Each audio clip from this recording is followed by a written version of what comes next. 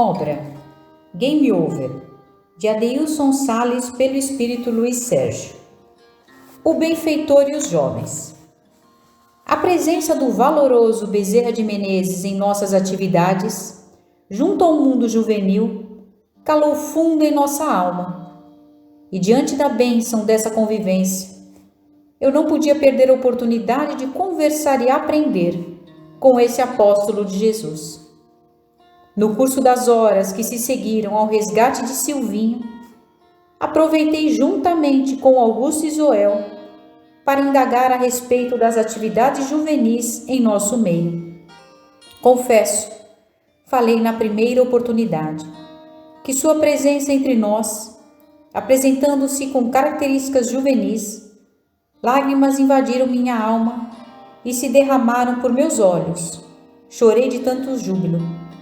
Vem mostrar o empenho de Jesus junto a esse público. O meu depoimento por meio desse novo trabalho literário certamente vai tocar outros corações como o meu. Vai tocar aqueles que se preocupam e sabem que na criança e no jovem está a promessa verdadeira de uma transição pela educação espiritualizante. Fale-nos da sua visão sobre o jovem, Augusto pediu. Por que é tão difícil para os adultos perceberem que o jovem pode colaborar na nossa causa? Zoel indagou, aproveitando o momento. Bezerra sorriu com ternura paternal e falou: Filhos, diante de tantas dores no mundo de transição, nosso desejo em aplacar as tormentas vividas por crianças e jovens é imediato. Não obstante seja essa a realidade, o processo educativo das nossas almas leva tempo para se consumar.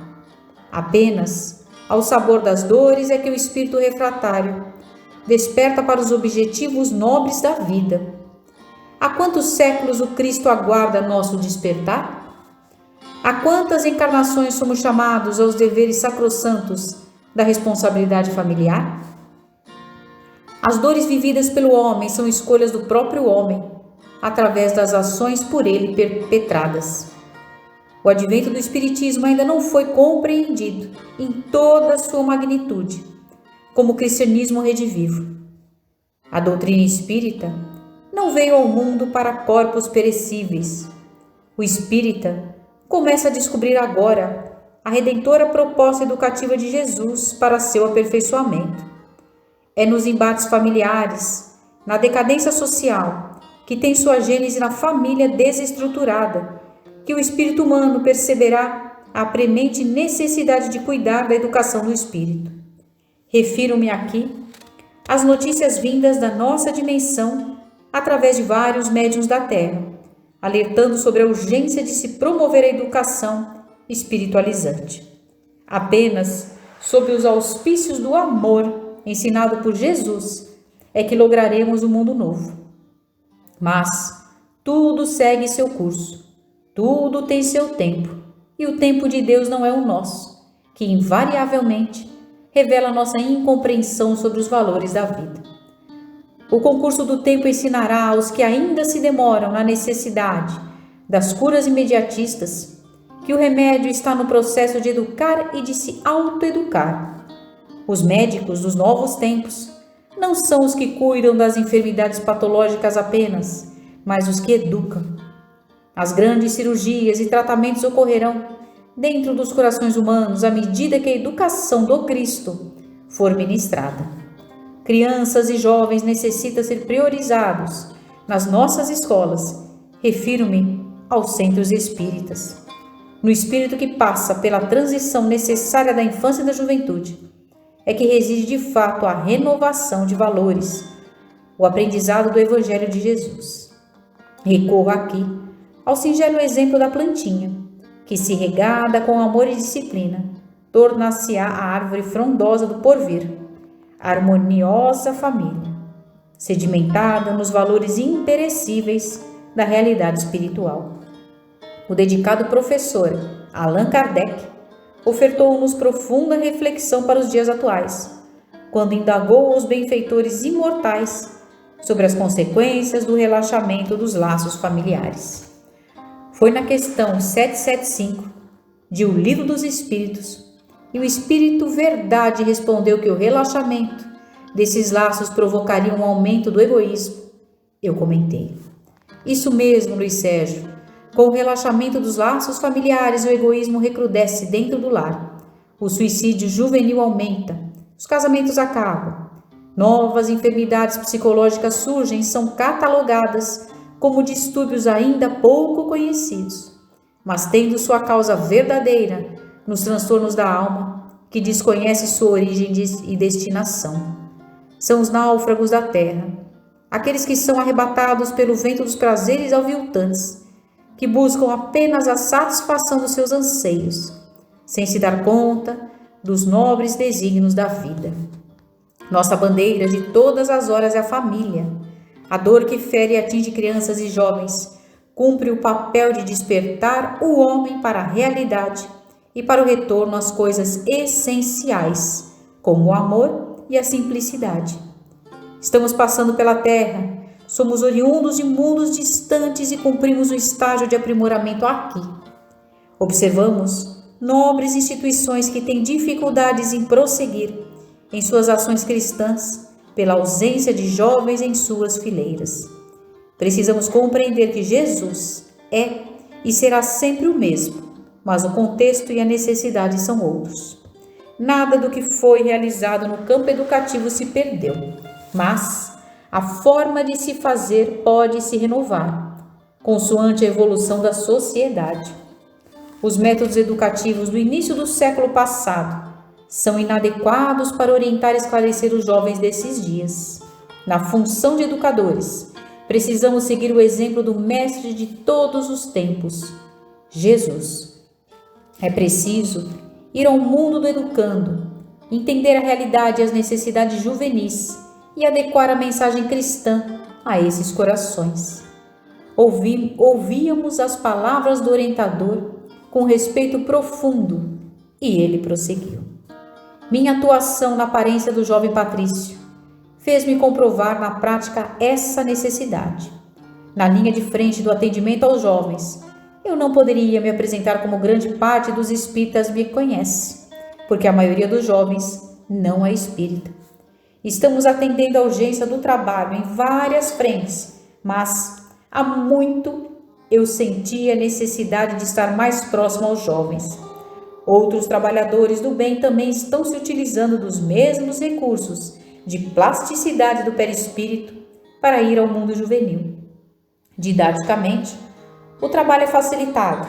A abordagem é mais rápida quando os jovens atendidos têm uma identificação visual com espíritos que lhes são semelhantes. Na ajuda que prestamos ao filho de Jandira e aos demais jovens, a nossa apresentação mais comumente conhecida foi um recurso necessário naquele momento, mas não é sempre assim. Para alguns, o momento atual é de trevas intensas, mas para o nosso coração é a hora da luz. Jesus segue no comando de tudo e nós precisamos perseverar no amor.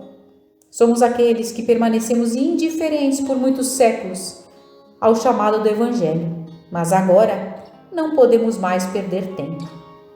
Bezerra fez breve pausa, permitindo-nos refletir com calma acerca de tantas coisas. Estarei sempre junto das atividades infanto-juvenis. Venho participando dos encontros, dos acampamentos e de tantas outras atividades. Cantamos juntos, dançamos juntos, celebramos Jesus com todos os jovens e crianças. A alegria das crianças e dos jovens é a alegria de Jesus. Não preciso dizer da nossa emoção em poder partilhar essas experiências, Zoel comentou. Já participei de uma palestra sua na Colônia Alvorada Nova, mas não imaginei que um dia estaremos juntos em alguma atividade. De tudo que vivenciamos, fica a certeza de que somos uma grande família, afirmei com alegria. Anselmo agora, sem a influência de Silvinho, terá a possibilidade de se fortalecer no convívio com Luca e com a sintonia de Flávio, além de contar com o jovem pastor desencarnado Josué e seu tutelado encarnado João Pedro.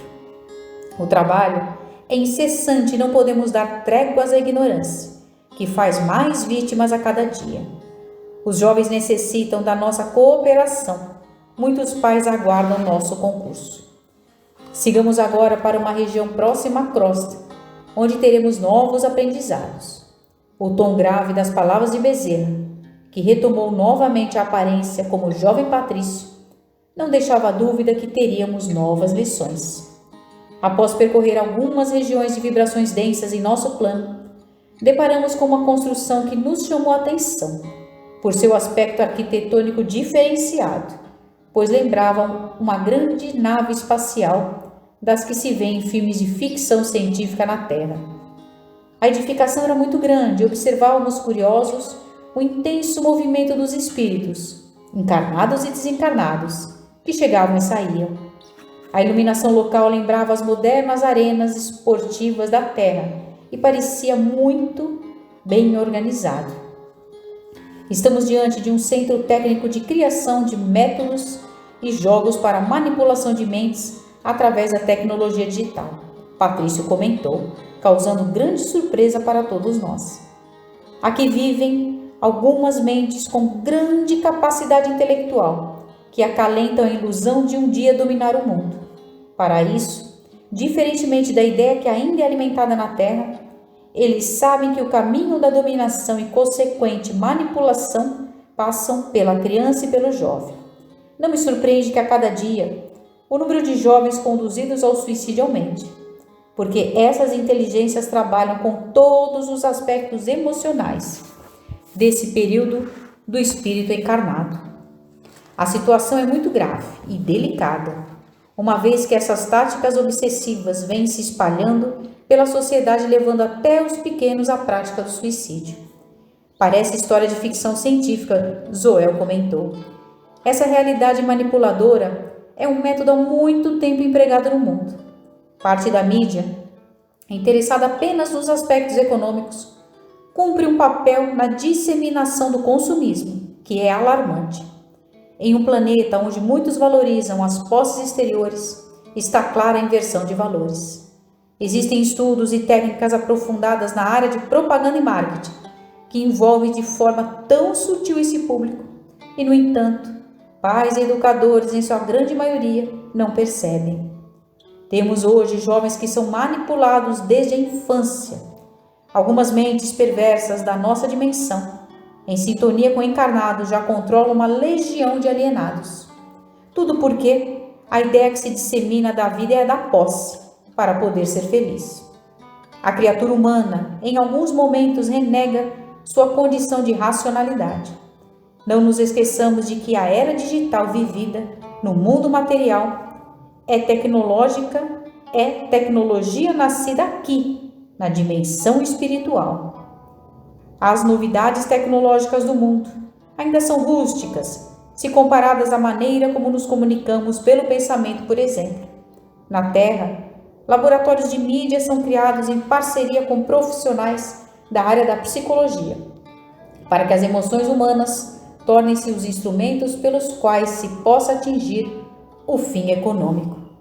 Sem que as pessoas se deem conta, todas as suas reações, desde as expressões faciais, tom de voz e também das manifestações da própria íris, são estudadas por um período até que se cria um perfil comportamental e, em cima disso, a abordagem comercial acontece de acordo com o momento de vida e as necessidades de cada um. As propagandas, as informações sutis surgem em redes sociais, identificadas com o momento de vida de cada criatura. Programas de computador moderníssimos são verdadeiros espiões, que captam tudo que o usuário vivencia quando está conectado. Webcams inteligentes, manipuladas por programas e aplicativos, são como olhos eletrônicos a registrar qualquer mudança na expressão facial das pessoas. A grande realidade de estarmos cercados por uma nuvem de testemunhas, que antes era entendida apenas com relação ao mundo espiritual, agora, com o advento do progresso tecnológico digital, dá-se entre os próprios homens que podem espionar mutuamente de um hemisfério ao outro do planeta, desde que se esteja conectado nessa grande rede. Todo esse aparato envolve o ser humano, que se perde da própria essência. Quem não cultiva valores espirituais, consequentemente não se conecta com Deus. Embora se possa estar conectado a mais de 8 bilhões de pessoas, o espírito resvala nos transtornos emocionais, porque se perdeu de si mesmo. Paralelamente a isso, inteligências desencarnadas aproveitam o processo de alienação para promover suas vinganças e perseguições. Um dia, o homem irá perceber que todo e qualquer pensamento, que toda e qualquer ação acarretam consequências instantâneas. Hoje, a grande maioria segue como refém de si mesmos. Por tudo isso, é que podemos afirmar com lucidez que o Espiritismo é o grande libertador das consciências, desde que apresente uma linguagem adequada, cujas bases doutrinárias sejam mantidas, mas apresentadas de maneira a ser compreendido. Todas as mentes que eram escravizadas pela culpa foram alforriadas, mas poucas sabem o que fazer com a capacidade e liberdade de pensar. Então, até mesmo um desenho animado na TV pode servir de isca lançada por mentes habilidosas? Como proceder na educação de crianças e jovens nesses dias desafiadores? Augusto inquiriu. Para algo tão complexo, a solução é o mais simples possível. Precisamos apertar os laços do amor entre nós. A solução está na família. Quando os pais se interessam e acompanham a vida dos filhos, quando existe o interesse de todos por todos nos fatos que afetam cada membro do agrupamento familiar. A beleza da tecnologia e sua bendita utilidade não podem segregar os que se amam, pelo contrário. O Evangelho é o grande avanço da humanidade, a grande rede de amor, onde todos os filhos de Deus podem se conectar uns com os outros. Deus é a fonte de todo amor. Jesus é a rede, a senha, a caridade. Eu me refiro à caridade dos gestos afetuosos e respeitosos, de um para com os outros. Falo da caridade do pai, que para e ouve o que o filho tem a dizer. A caridade que impõe limites em nome do amor, que cuida, que zela, que vela, que diz não.